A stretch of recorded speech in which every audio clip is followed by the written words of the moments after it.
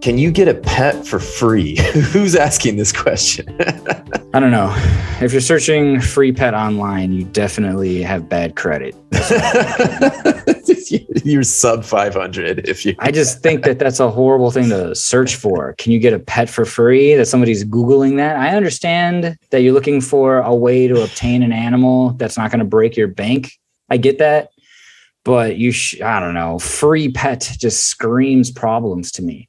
Just screams problems. Like, don't get me wrong. I've got my first dog that I ever had, Chewy. I got him for free. I was, a young kid. I was in college. I was maybe 20, and all signs pointed to know that I did not deserve that pet. I didn't have enough stability, but I got the dog for free, which is not how you should start off that kind of relationship. I think it sets you up for poor expectations because everything else revolving around that pet is not going to be free. So there was times when I was a college student that I had a hard time feeding my dog. I had a hard time finding pet sitters. I had a really hard time because I didn't have any stability.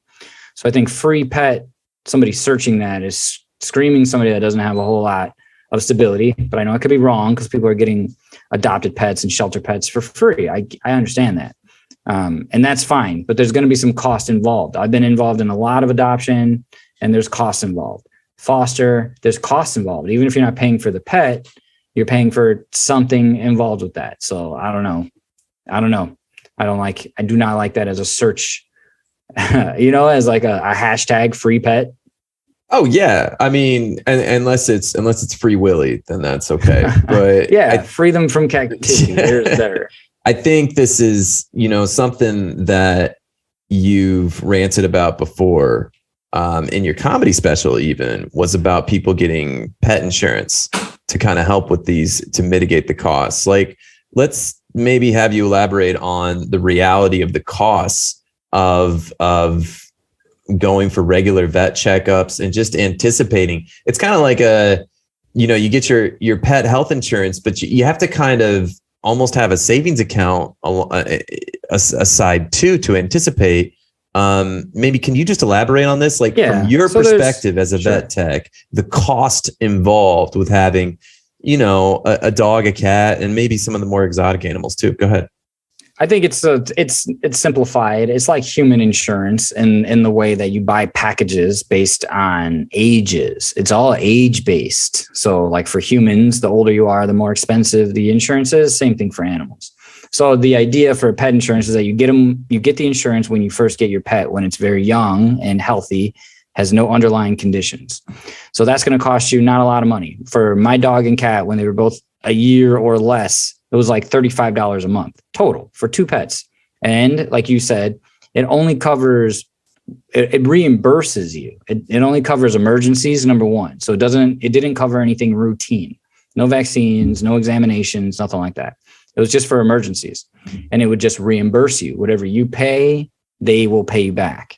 So that was great for me. I thought that was an excellent option, but it does require me to save up some money. The other kind of options are more like packages that do include wellness visits, dewormer, vaccines, spay, neuter, but those are more wellness packages. So there's different ways to look at it. I think if you are going to the same vet for your pet's whole life, those veterinarians usually have puppy packages, adult packages, senior packages, kitten package, same thing, adult package, senior cat package. And those are worth it. But if you're traveling or you don't live in the same place for a long time, pet insurance is definitely worth it. Every time you go to the animal hospital, you're going to pay an exam fee. That exam fee is going to be $30, $40, $50. And an emergency hospital is going to be $90, $100, $110, $120 just to be looked at. And then you got to pay for whatever procedures they do. Then you have to pay for whatever diagnostics they do.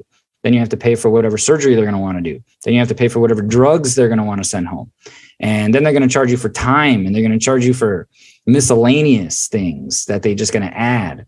So all that adds up and adds up and adds up. So if you're taking your dog or cat to the vet regularly, twice a year as normal, you're going to spend at least $100 every time you go. And if your pet gets sick, you're probably going to spend $200 to $500, I would say, on average, if your pet gets sick. And if your pet needs surgery, even routine surgery, you're spending in the $300, $400, $500, $600, $700 range, depending how large your animal is or what that routine surgery is. There's nothing cheap about it. Dog food and cat food is like human food. Quality food is expensive. low quality food is cheap. Your pet's going to get sick and fat. And then you're going to have to deal with those issues, diarrhea, high blood sugar, diabetes, arthritis. Yeah, just all the problems, obesity related. Yeah. Everything problems. Weight related. So if we're just talking about like prices in general, pets are not cheap animals. But if you live in places like I do in Los Angeles, there's a lot of options to support the community and taking care of their pets. There's a lot of options, but it does require you to have to prove your income, right? So if you go to the shelter and you say, I don't have any food for my pet, they'll give you free food if you can prove that you don't have any money. So that's another like hard thing for people to swallow their pride and go ask for help like that. Because in reality, a lot of people are making poor money choices. That's why they don't have money for their pets. They're making other bad choices with their money. That's a lot of the problem. I know that's not everybody. That's a lot of the people. So that, I think it's like the same people that are searching free pet online are the same people spending their rent money on beer or whatever, just things that they don't need to prioritize. So it's kind of that, these pet costs, they're never hidden. You should just assume it's like a child. The costs are going to come from everywhere. And even if you try your hardest, everything gets sick, everything gets injured. So you're going to have to end up in the vet hospital eventually. Yeah. Yeah. I know some of the prices that you mentioned, in my experience, they're just slightly inflated by like even, 30, 40, 50% beyond that.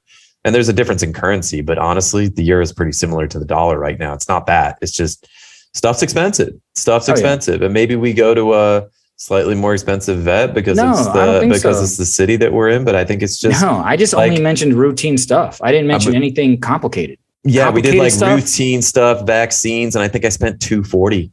I think maybe there was a bag of food involved in that too, but like still, and that to me, I was like, okay, yeah, that makes sense. Okay, like you're performing medicine. Yeah. You have you have all the training, like the equivalent of that for human medicine is, oh my goodness. Like you guys are operating at the margins. There's some awfully fancy equipment in these places. These are highly trained individuals. Like but at the same time, like Kate, my wife and I, we got both our cats for free. But that's not because I Googled, can you get a pet for free? It's because they stumbled into our lives. It's just the nature of cats in Brussels. There's a lot of stray cats. The normal way to get a free pet is you see it walking down the sidewalk and you try to find its owner and you can't.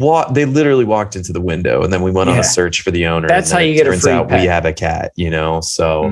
When a pet starts following you home day after day after day, now you got a free pet. But we were at the point where we had the budget and we had thought to ourselves, I think I told this story in a previous podcast, so I'll try to keep it short. But the point is, we looked at each other and said, okay, we can get a pet. And then a pet found us, but we went without, mostly because of our travel schedule. Like we just left the country a lot. We were moving from country to country a lot. And we just thought we love animals, but this factor, the way our lifestyle is going right now makes us bad candidates for adoption. So it just, I think you got to be honest with yourself. If you're Googling that question, if you're sitting on your phone, on your sofa, you're Googling that question. How do I get a free pet?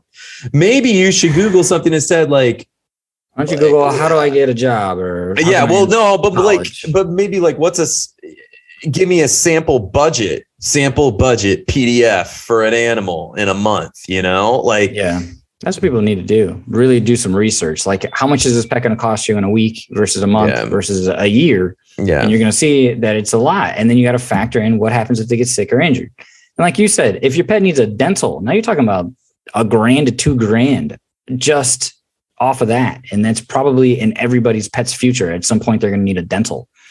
And people don't know. And then they come to the animal hospital and they're all shocked by the costs. And we're like, well, did you do any research before you got your pet of the long-term investments, monetary investments that come with pet care? If not, you're going to have a pet with a horrible mouth by the time it's a senior, and it's going to affect that animal's whole life, quality of life, and yours. And you did nothing about it because you didn't know. And that's your fault. You should do some research.